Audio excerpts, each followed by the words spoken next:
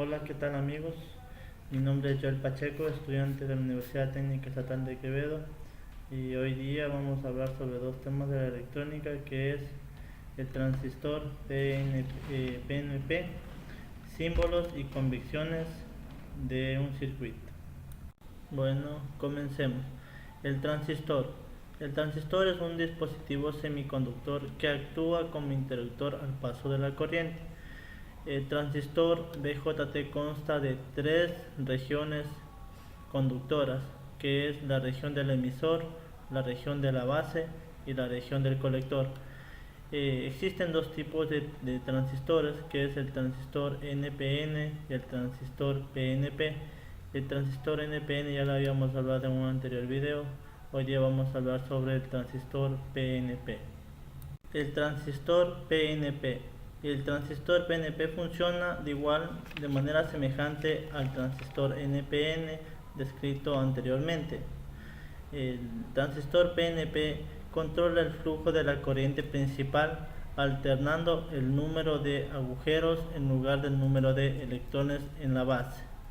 En la siguiente figura se muestra un transistor PNP polarizado para operar en modo activo. Aquí el voltaje VEB hace que el emisor tipo P sea más alto en potencial que la base tipo N, polarizada así directamente la unión entre la base y emisor. La unión entre el colector y la base está polarizada inversamente por el voltaje VBC, que mantiene la base tipo N más alta en potencial que el colector tipo P.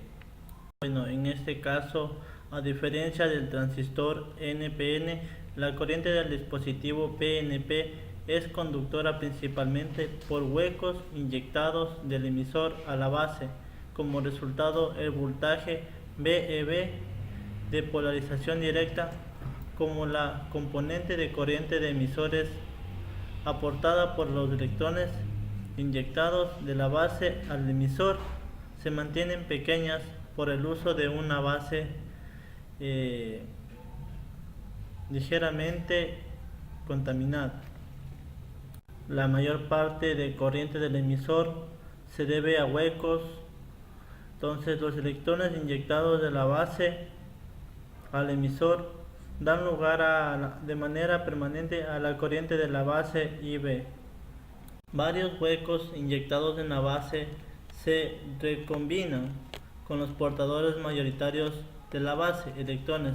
Por ello se pierden los electrones de la base que desaparecen, tendrán que ser sustituidos de un circuito exterior, dando lugar a la segunda componente de la corriente en base, que es IB2. Los huecos que logran llegar a la frontera de la región de agotamiento de la unión entre el colector y la base serán atraídos por el voltaje negativo del colector. Así estos huecos serán llevados a la región de agotamiento hacia el colector y aparecerán como corriente del colector.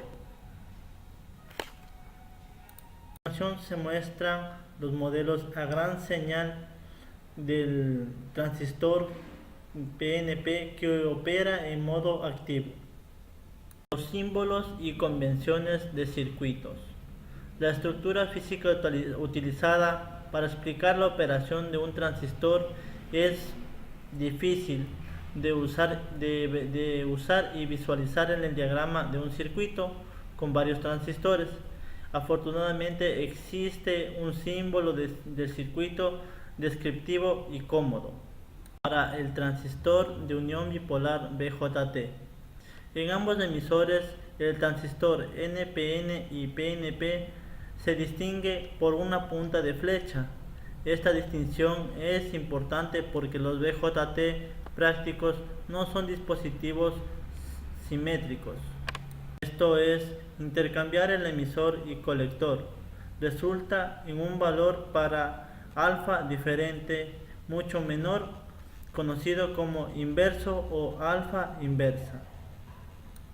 La polaridad del dispositivo NPN o PNP está indicada por la dirección de la punta de la flecha del emisor.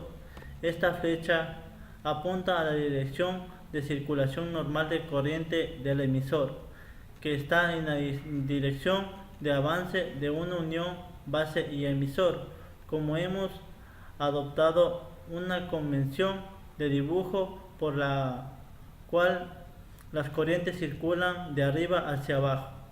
Bueno, de todo esto deducimos que un transistor NPN cuya unión entre el emisor y la base está polarizada directamente opera en el modo activo, mientras que el colector se encuentra a un potencial más alto que el de la base.